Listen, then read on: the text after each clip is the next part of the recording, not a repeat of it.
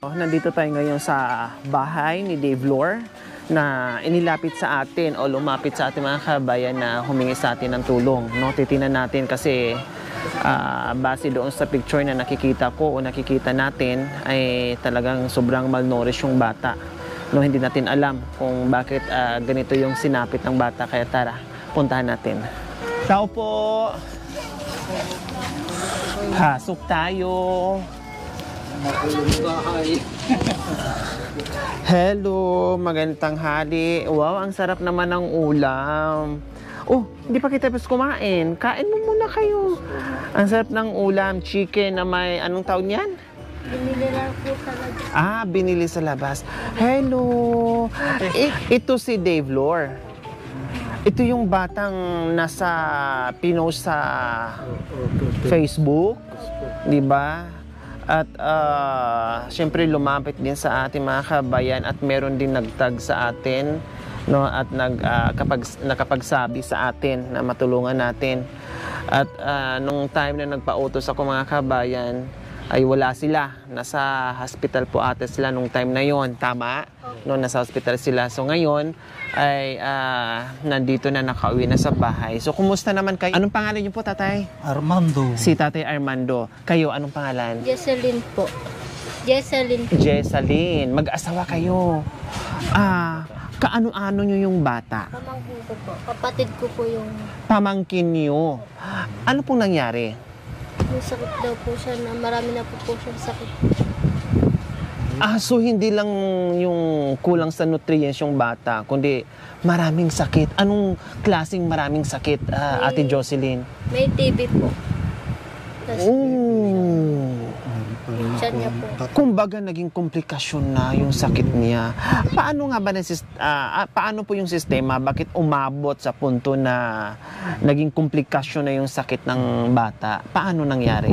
Kasi pinagkatiwala lang namin sa pinsan namin yan. Bata na yan. May nagampun po kasi siya. Oo. May nag-ampon. So ang nag-ampon na saan? Nandyan lang. Pinsan namin. Pinsan ko. Pinsan nyo. So nasaan na yung nag-ampon sa kanya? Nandyan sa... Ay bakit wala sa kanya, nasa inyo? Binigay po sa amin ng SWD po. So ang kustodiya ng bata ay binigay sa inyo. Kung hindi pa kinuha ng DSWD, sa kanya wala ng buhay. Anong nangyari? Bakit napabayaan ba sa nag-adapt? Nagsabi na pabayaan. Saan ang tunay niyang mga magulang? Sa Manila na po ma'am. Alam niya ngayon yung sitwasyon ng bata? Alam naman po naman ma'am, pinapakita po namin, sinasabi niya po parang wala na po daw siyang anak po ma'am. Yung father niya, nasaan? Hindi po niya alam yung tatay niya po kasi nakakulong po. Okay. So, grabe mga kabayan, parang nadurog ang puso ko dito. Kasi nakita ko yung bata, yung sitwasyon. Ilang taon na siya? 4 years old pa lang po mga kabayan, pero ito na yung sinapit niya. Nakita naman natin, no, sa picture na talagang kawawa talaga.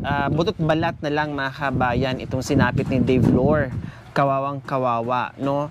Bukod doon sa kanyang sakit mga kabayan na tinawag ng komplikasyon, marami ng sakit yung bata, no?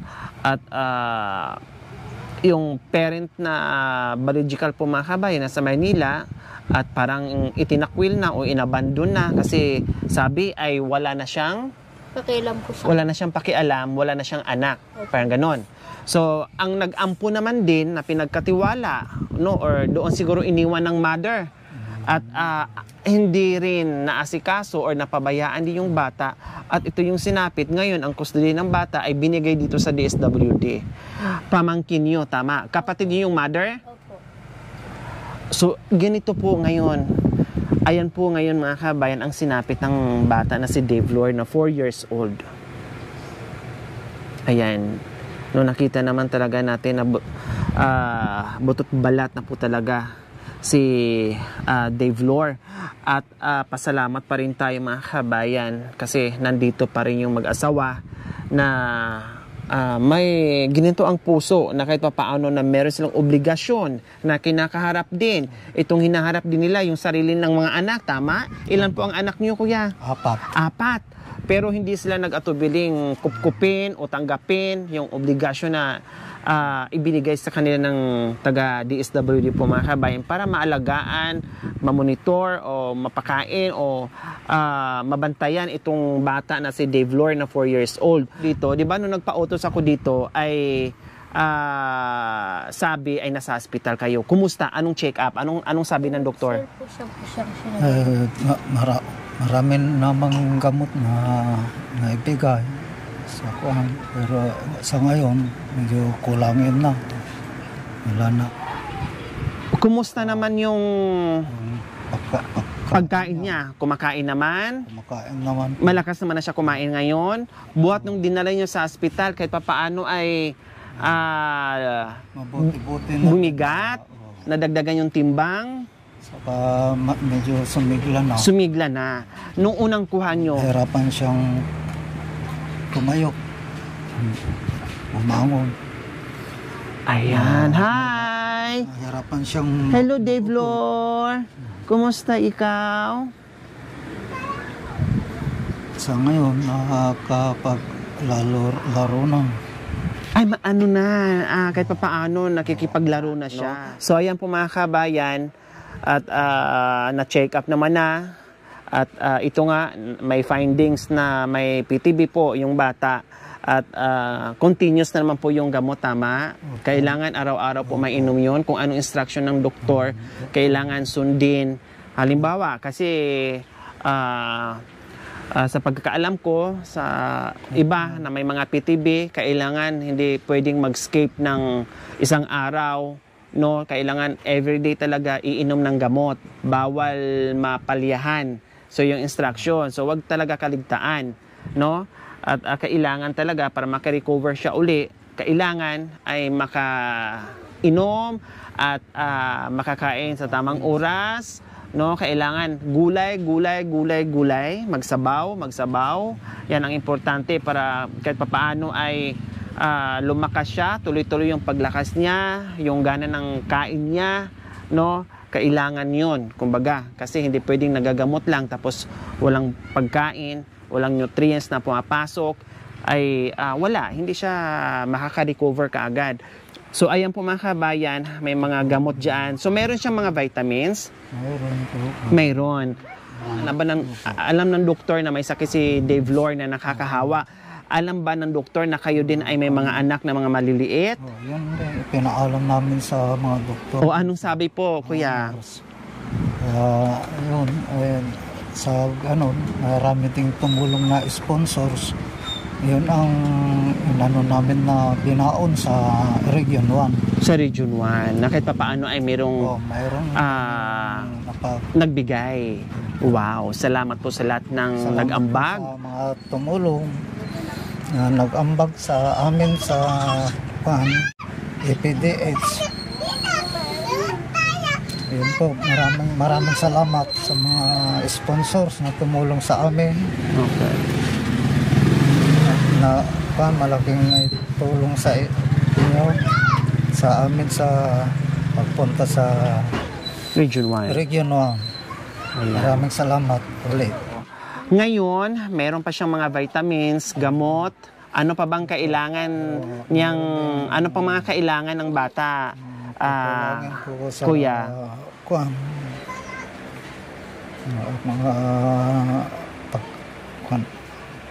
Mga kain niya. Pagkain niya. Ulam. Bakit naiyak po kayo, kuya? Kasi walang-wala rin kami sa amin.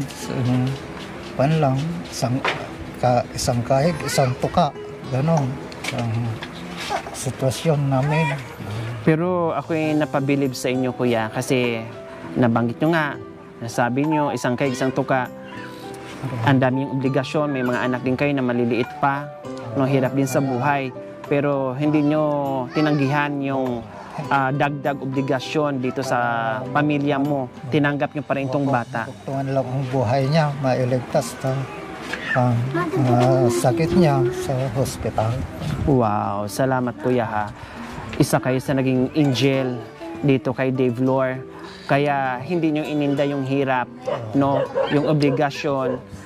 Kasi gusto nyo madugtungan yung buhay ng bata. Tama po yun, no? Kumbaga, kahit sobrang hirap sa buhay, ay hindi hadlang yung pagtulong sa kapwa. May paraan kung gusto.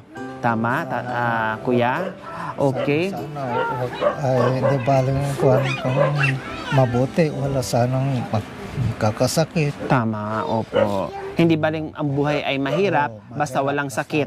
No, makakagawa ng paraan, makapaghanap buhay. Opo. Anong mensahe niyo doon, kuya, sa magulang niya na nasa Maynila, na kapatid ni ate? Yan lang po na wala siyang awa.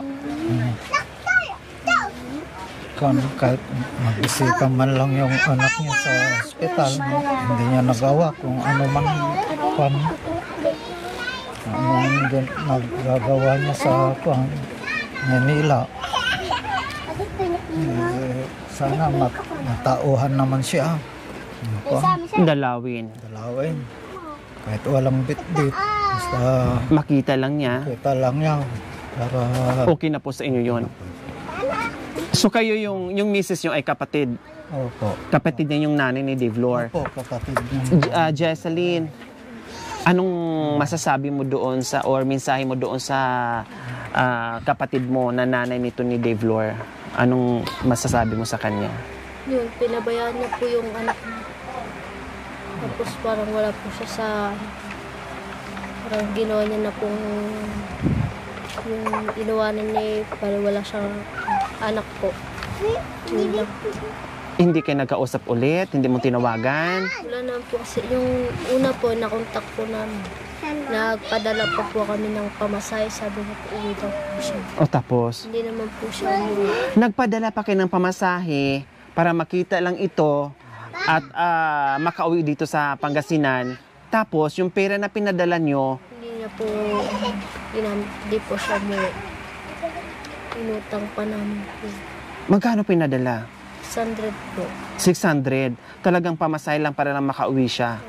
Tapos kinuha pa niya, tinanggapan niya. Opo. Sabi ba niya na Uwi po siya. uuwi siya and then hanapan niyo ng pamasahe? Sabi niya po, hanapan mo ko ng pamasahe to, uwi ako po. Sabi. Kaya umutang kayo ng 600 para meron siyang pamasahe. Pero pinera niya, hindi siya umuwi.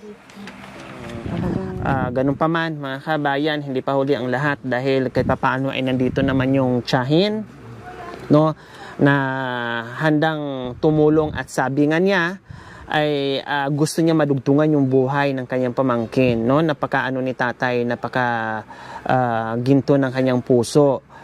Sabi ko nga, ulit-ulitin ko, kahit hirap sila sa buhay, sabi ni tatay, isang kahig isang tuka, pero nandyan pa rin yung puso niya, no, na iligtas niya yung buhay itong bata na kailangan ng pagmamahal, kalinga, pagmamahal, no, kaya ito kahit paano ay nakikipaglaro na, no, umiinom na ng gamot. So nangangailangan siya ng diaper. Ay, opo. Diaper, anong size ng diaper niya? Medium. Medium, kahit anong brand. Opo. Tapos vitamins meron. Patingin nga ako sa mga vitamins niya. Marami. Ano pang mga patingin sa mga vitamins niya para alam ko kung ano yung mga bibilhin ko. Ayan, may mga multivitamins po mga kabayan. Ayan, tama po 'yan. So, kompleto naman po yung mga gamot. Kompleto pa. So, ayan, madami po. Ayan po mga kabayan. So, madami po. Kasi meron nga pong tumutulong na mga sponsors. Maraming salamat po sa inyong lahat sa tumulong. Isa din po kayo sa nagbigay ng bagong pag-asa sa buhay ni Bibi Dave Lore, no, na talagang hindi kayo nag-atubiling tumulong sa kanila. Talagang kailangan nila yung ating pagmamahal. Okay, sige. So far, mga kabayan, okay naman, na-check up na, may mga gamot kompleto at nakastock pa nga. Sa katunayan, may mga stocks pa, ang dami pang mga vitamins. So, ang gagawin na lang namin dito mga kabayan, no, ay ipamonitor ko na lang sila, no, at itong mga vitamins nila, hindi muna tayo mag-a-add, no. Diaper, patingin, madami pa, para Kung ano yung wala, yun ang bibilhin ko, ha? Ito na lang ang diaper niya. So, anong size? Medium. Large. Dapat medium. Okay. So, sa ngayon mga kabayan, kompleto at maraming stock sa mga gamot. Ang wala lang nila is, kunti na lang is yung diaper, no? Diaper. So, medium size ang bibilhin natin. Yun lang ang bibilhin natin, no?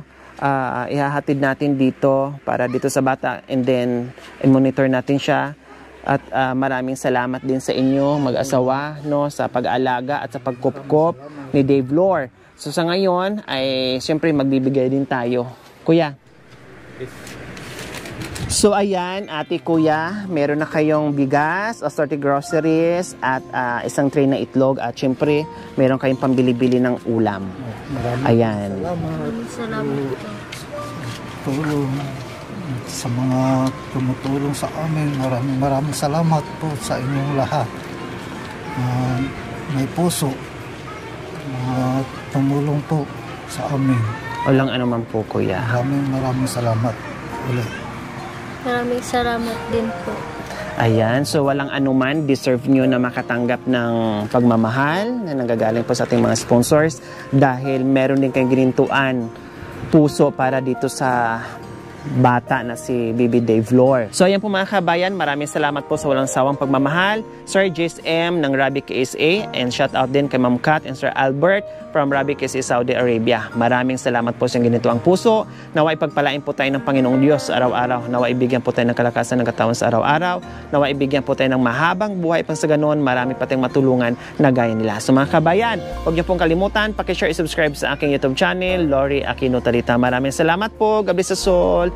Bye. Salamat kuya ha. Ako'y naantig sa iyong kabutihan, no? Okay, bye-bye. Bye-bye, baby. Pagaling ikaw ha. Oh, di ba at least nakakaupo na siya? At least nakakaupo na at nakikipaglaro na. Okay? Bye-bye, Dave Lore. Siya ang nagbabay. Bye-bye.